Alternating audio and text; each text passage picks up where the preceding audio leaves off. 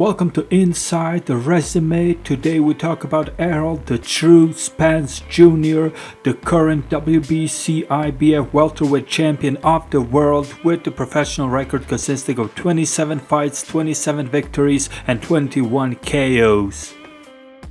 So Errol Spence Jr. was a US Olympian. He turned professional in 2012 and by 2015 he was already stepping up to the contendership level. In that year alone he had 4 fights against credible opponents for a prospect at the time, knocked out all 4 of them: Samuel Vargas, Phil LaGreco, Chris Van Heerden and Alejandro Barrera. All 4 victories came by the way of KO, and in 2016 it was time to secure a title shot, which was done by knocking out Chris Algieri and then knocking out Leonard Bundu. Impressive performances for Errol Spence at the time, and in May 2017 he traveled to England, to Sheffield, to fight Kell Brook, the reigning IBF welterweight world champion, in his hometown, and it was one of the toughest fights Errol Spence had in his career.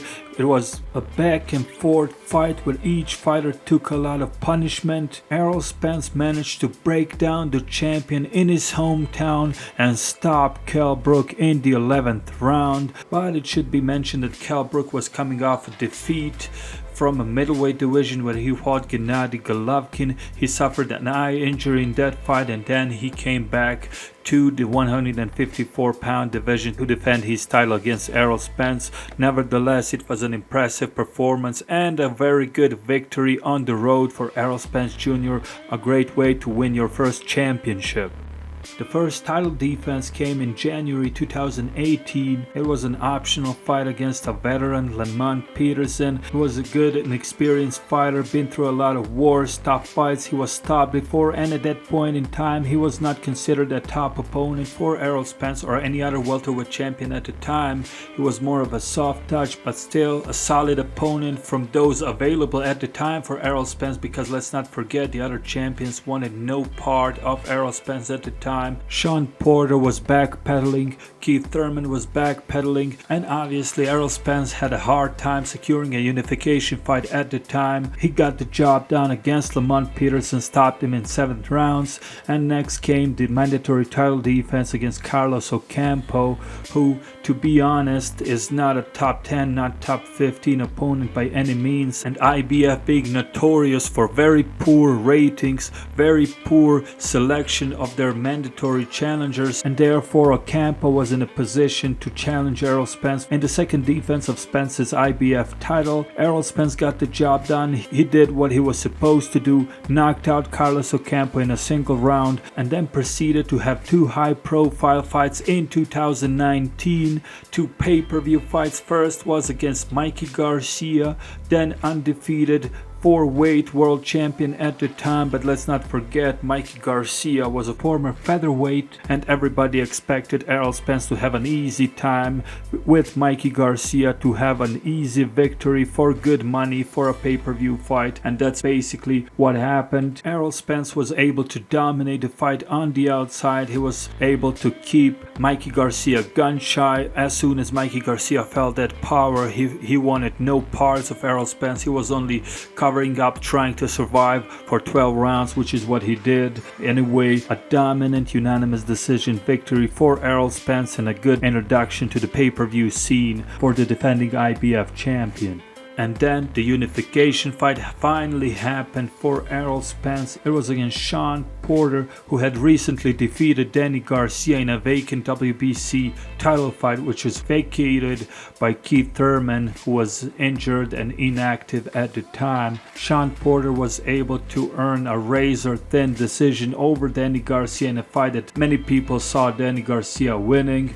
Some people had Sean Porter winning. It was a very, very close fight either way, and Sean Porter came out victorious, and he proceeded to unify against Errol Spence. It was a good fight. It was an action-packed fight where both fighters had their moments. Errol Spence was able to dominate on the outside, but Sean Porter did his thing. He smothered a lot of Errol Spence's work. He smothered a lot of his own work, but he was able to make the fight rugged, dirty, tricky, Sean Porter style. Either way, Errol Spence was able to knock Sean Porter down in the 11th round and earn a split decision victory. It was a very good fight, very tough fight for both fighters, very close fight, but Errol Spence managed to prevail with the knockdown towards the end of the fight in the championship rounds and earned a split decision victory over Sean Porter. But let's not forget, at the time it was Terence Crawford who was calling for the Errol Spence fight. It was Terence Crawford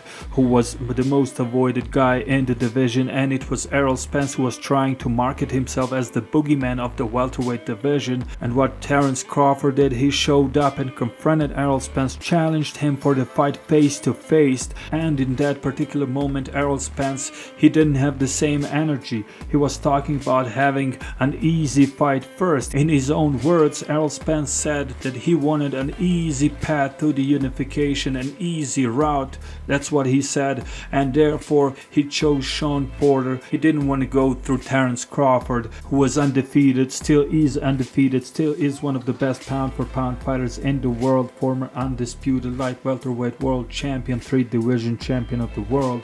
But Errol Spence, he went through Sean Porter, which was an easier route than Terence Crawford, but still, objectively speaking, he was a very tough opponent, a top welterweight, which Errol Spence managed to defeat fighting Sean Porter's fight. And after that, it was a time where a lot of people started to question Errol Spence's determination, Errol Spence's work ethic, his mentality as a champion, because it appeared that he didn't want to fight Terence Crawford, and he was out there taking pictures while being drunk. He was out there partying with Adrian Broner, with Gervonta Davis, not a good look, and on top of everything, he ended up having a car crash, unfortunately, when he was driving while being intoxicated.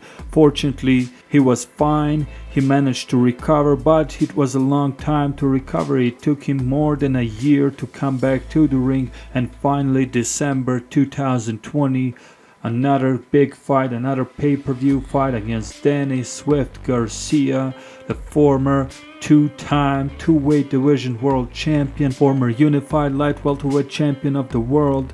And it was a no easy fight, no tune-up fight, no stay busy fight for Errol Spence. He went straight to Danny Garcia, who was, by the way, the mandatory opponent as well. And there were a lot of questions to be answered. There were questions whether Errol Spence was the same fighter he was before the accident. Anyway, Errol Spence managed to earn and secure a unanimous decision victory. He was dominant through the early rounds behind his jab, but as soon as he tried to take the fight to Danny Garcia to break him down like he usually breaks down his opponents, he ended up getting hurt a few times throughout the fight. He ended up getting hurt to the body and later by big power punches of Danny Garcia, but he managed to stay composed. Errol Spence did his thing and earned an unanimous decision victory, the third successful high-profile fight for Errol Spence, the third successful pay-per-view, and at this point in time there's no question Errol Spence has to be rated as the #1 welterweight in the world, above Terence Crawford, who by the way is higher than Errol Spence pound for pound. But as far as welterweight division is concerned, the Errol Spence's resume speaks for itself, and it's better than anybody else at the welterweight division at this point in time.